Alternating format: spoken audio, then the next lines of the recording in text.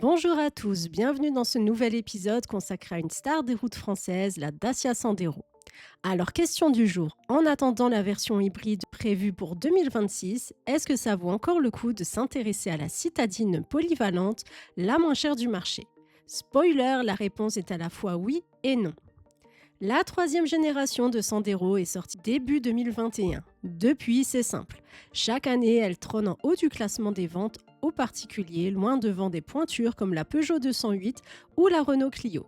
Dacia a déjà retouché son modèle en 2022, nouveau logo, calandre, boîte de vitesse, finition, et en 2024 avec plus de sécurité et une finition journée. Bref, elle n'est pas du tout dépassée. Et il faut dire que sa base technique solide, la plateforme de la Clio 5 lui donne des prestations routières sérieuses. Un intérieur plus moderne qu'avant et une ergonomie plutôt bien pensée. Avec 4,09 mètres de long, la Sandero propose une habitabilité au-dessus de la moyenne du segment et un coffre généreux de 328 litres. Pour une citadine polyvalente, c'est très correct, voire dans le haut du panier. Le confort est bon, l'ergonomie soignée, la version Stepway ajoute même une touche plus SUV urbain avec sa garde-sol rehaussée et ses barres de toit modulables qui se transforment en galerie. Malin. Pendant longtemps, on associait Dacia au low-cost pur et dur, mais aujourd'hui, la Sandero peut recevoir des équipements valorisants, démarrage main libre, écran tactile avec GPS, siège chauffant, caméra de recul, surveillance des angles morts, autant d'options qui permettent de rivaliser avec des modèles bien plus chers. La gamme est simple, un petit SCE, 65 chevaux, pas turbo, pas très vif, mais accessible à partir de 12 990 €. Le TCE 90 chevaux, plus équilibré, disponible dès 15 950 € avec boîte manuelle ou boîte CVT en finition haute. Un TCE 110 chevaux réservé à la Stepway qui apporte un plus de punch.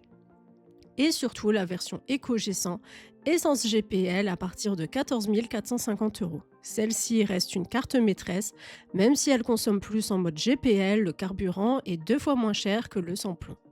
Résultat, un coût d'utilisation imbattable avec en plus une autonomie théorique de plus de 1300 km grâce aux 2 réservoirs. Alors pourquoi hésiter? Eh bien parce que la Sandero a aussi ses défauts. D'abord, les prix montent. Avec l'inflation, la Sandero n'est plus aussi imbattable qu'à ses débuts. Ajoutez à cela un malus écologique qui touche certains modèles, 210 € pour la petite SCE 65 et jusqu'à 1386 € pour une Stepway en TCE 90 CVT. Ensuite, la conduite. La plupart des versions n'ont que 5 rapports, ce qui limite l'agrément sur l'autoroute. L'insonorisation est en retrait, bruit de roulement, bruit aérodynamique, ça fatigue un peu sur long trajet. Enfin, côté confort, l'amortissement de la Stepway est parfois un peu ferme, sautillant, surtout sur route dégradée.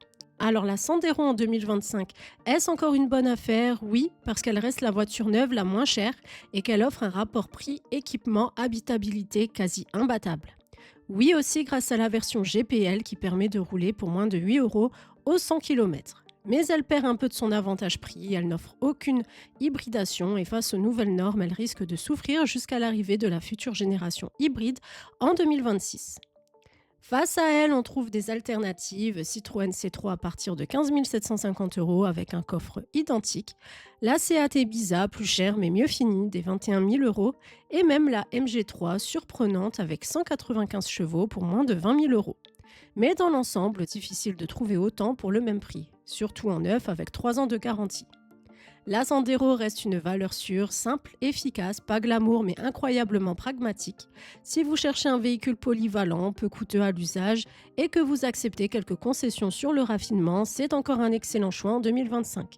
Mais si vous pouvez patienter, la version hybride prévue pour 2026 pourrait bien être la meilleure Sandero de l'histoire. Et vous, est-ce que vous pensez que la Sandero reste la bonne affaire du moment ou est-ce que vous attendez la prochaine génération?